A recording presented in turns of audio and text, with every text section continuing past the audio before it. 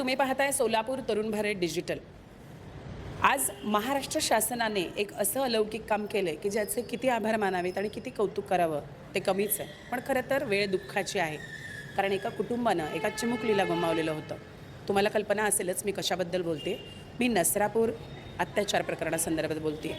आपण सध्या उभे आहोत सोलापूरच्या विठ्ठल चौपाट मंदिरात आणि इथे आपण आज जो काही निकाल लागला आहे त्याच्यावरती त्या चिमुकलीच्या काकाशी संवाद साधणार आहोत आणि त्यांच्या नेमक्या या न्यायासंदर्भातल्या या जो न्यायनिवाडा झाला त्याच्या संदर्भातल्या भावना काय आहेत आणि खरंच त्यांना काय सांगायचं आहे। कारण आक्रोश आपण ऐकलेला आहे, पण आता हृदय काय म्हणतंय हेही जाणून घेणं तितकंच महत्त्वाचं आहे। हर्षदजी नमस्कार। नमस्कार। मी न्यायव्यवस्थेचे इथल्या सर्व पोलीस कर्मचाऱ्यांचे व या केसवरती सर्व काम करणाऱ्या सर्वांचे मी आभार मानतो।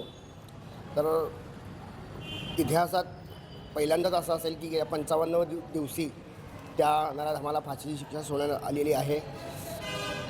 तर मी सरकारचे, सरकारी वकिलाचे तसेच सर्वांचे आभार मानतो। पण या गोष्टीवरती न ठाम राहता त्याच्यावर लवकरात लवकर अंमलबजावणी व्हावी आणि शक्यतो ही फाशी गुप्त न देता सगळ्यांसमोर द्यावी, जेणेकरून त्या लहान बाळावरती जो अत्याचार झालेला आहे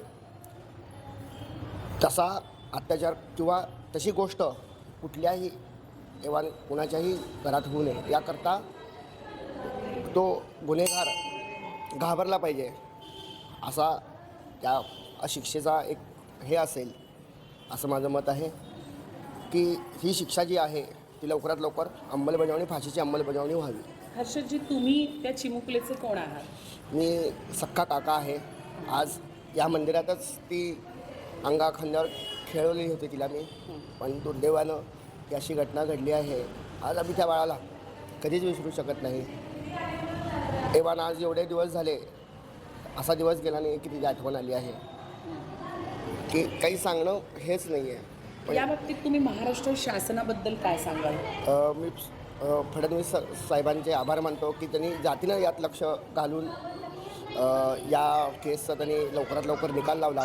फडणवीस साहेबांचं मी आभार मानतो। तसेच ज्या आम्हाला भरपूर सोलापूरकरांनी आंदोलनाला आम्हाला मदत केली, तसे पुण्यातही खूप लोक मदत केले। मोहोळ, पंढरपूर, मंगळवेढा या सर्व भागातल्या लोकांनी, भरपूर लोकांनी आम्हाला आंदोलन केली। हे आंदोलन केल्यामुळे हे आज सरकारपर्यंत हा जो काही घटना आहे ती सरकारपर्यंत पोहोचली। सरकारने यात लक्ष घातलं। फडणवीस साहेबांनी पण यात जातीने लक्ष घालून या पूर्ण केसवरती त्यांनी एक छान असा मार्ग याच्यामध्ये जेव्हा निकाल लागणार आहे हे तुम्हाला सर्वांना माहिती होतं, पण धाकधूक होती का की काय निकाल लागेल? खूप चर्चा चाललेली की त्याचं वय जास्त असल्यामुळे त्याला जन्मठेप होईल, पण आमच्या सरकारवरती विश्वास होता किंवा त्या जे आमचे न्यायालयीन सरकारी आहेत किंवा वकील आहेत, ते न्यायालयीन सरकारी वकील, त्यांच्यावरती विश्वास होता की ज्यांनी नाही की ते व्यवस्थितपणे त्याला योग्य ते शिक्षा देण्याकरता न्यायाधीशाला ते हे करतील असं आम्हाला हवं होतं। आज निकालाच्या दिवशी तुम्ही कुटुंबियांच्या संपर्कात होतात का? म्हणजे बाळाचे जे वडील होते ते आणि आई, आजी, आजोबा, कारण बाबा आणि आई पण तिथेच आहेत मॉरल सपोर्टसाठी, संपर्क झाला? दादाशी काही एवढं बोलणं झालं नाही आहे, पण आईशी बोलणं झालं। आई खूप रडत होती। दादांचं आणि वहिनी हे खूप कोर्टात बसूनच ते ज्यावेळेस न्यायाधीशांनी सांगितलं की फाशी मंजूर होणार आहे तिथेच ते खूप अक्षरशः खूप रडत आहेत। आणि असा माझा फोन झालेला आहे आईला। आईने सांगितलं की दादा वहिनी खूप रडत आहेत। आईचं पण खूप हे झालं, रडत होती आई। मग ते आम्ही सगळं सांगितलं की असं असं झालेलं आहे। त्यामुळं तुम्ही जेव्हा हा निकाल लागला तेव्हा पहिल्यांदा कोणाला फोन केला किंवा कोणाला सांगावं असं वाटलं तुम्हाला? कोणाला सांगावं असं वाटलं नाही, कारण काय हे आज पूर्ण महाराष्ट्राला उत्सुकता होती या निकालाची की छोटा मोठा कोणीही असू दे तो आजच्या निकालाकडे लक्ष होतं। त्यामुळे कोणाला असं सांगावयाची गरज वाटली नाही, कारण सगळ्यांनी या निकालाची आतुरतेने वाट बघत होते।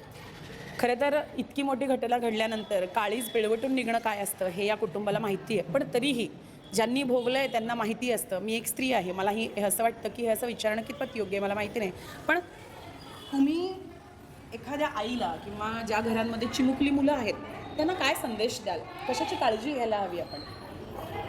काळजी तर सर्व गोष्टीची आता घेतली पाहिजे आहे। एकटं कुठं सोडू नका लहान मुलाला, आणि कुणावरतीही विश्वास ठेवू नका, जेणेकरून तो माणूस किंवा ती व्यक्ती असेल कुणी असेल तर तो आत्ता सध्याला मानसिकता कोणाची कशी काही सांगू शकत नाही आपण. त्यामुळे शक्यतो आपल्या लहान मुलांवरती लक्ष द्या आणि कुणावरती लगेच विश्वास ठेवू नका आणि एकतर तो अजिबात सोडू नका. हा खूप मोठा आम्हाला धक्का बसला आहे. आम्ही 5 मिनिटासाठी आमच्या दुर्लक्ष केलं आमच्या मुलीकडे. आज आमची मुलगी आमच्याकडे कुटुंबात नाही आहे. हे खूप वाईट, आयुष्यभर ही गोष्ट आपल्याला लागण्यासारखी आहे. साधारणपणे आता फाशीची शिक्षा जरी डिक्लेअर केली असली तर ती अंमलबजावणी किती दिवसात व्हायला हवी अशी तुमची मागणी आहे? साधारणपणे कमीत कमी अंदाजे 7 दिवसात किंवा 8 दिवसात, एक 5 तारखेपर्यंत तरी द्यावी अशी आमची. 7 दिवसाच्या आत सगळं होतं. परत तो येणार, तो कोर्टाकडे जाणार, त्याला राष्ट्रपतींकडे तो त्याचा दया अर्ज देणार. हे आपल्याला नको आहे. ह्याच्यावरती म्हणजे हे नकोच आहे आपल्याला. त्याला तो क्रूर कृत्य केलेला आहे, त्याला फाशी ही झालीच पाहिजे. निश्चितच भारतातील कोणतंही कुटुंब असलं तर त्यांची हीच मागणी असेल की त्या नराधमाला 3 वेळा 4 वेळा जितके वेळा लटकावून फाशी देण्यात येईल तितके वेळा देण्यात यावी. त्याच्या स्वतःच्या कुटुंबियांनी सुद्धा त्याला धिक्कारलं आहे. आणि तसंच प्रत्येक स्त्रीला, प्रत्येक घरातल्या आजीला, आईला, काकूला, बहिणीला, मावशीला असंच वाटतंय की त्याला फाशी झालीच पाहिजे आणि ती झालेली आहे. पण ती लवकरात लवकर अंमलबजावणीत आणली पाहिजे. आणि या चिमुकलीच्या सख्ख्या काकांनी सुद्धा, हर्षद कुलकर्णी यांनी सुद्धा आता तीच मागणी पुन्हा सरकारकडे केलेली आहे की कुठल्याही प्रकारचा मार्ग देऊ नका, केवळ मृत्यूद्वार उघडं करा. कॅमेरामॅन संतोष कासेसह मी अश्विनी तडवळकर, सोलापूर, तरुण भारत डिजिटल.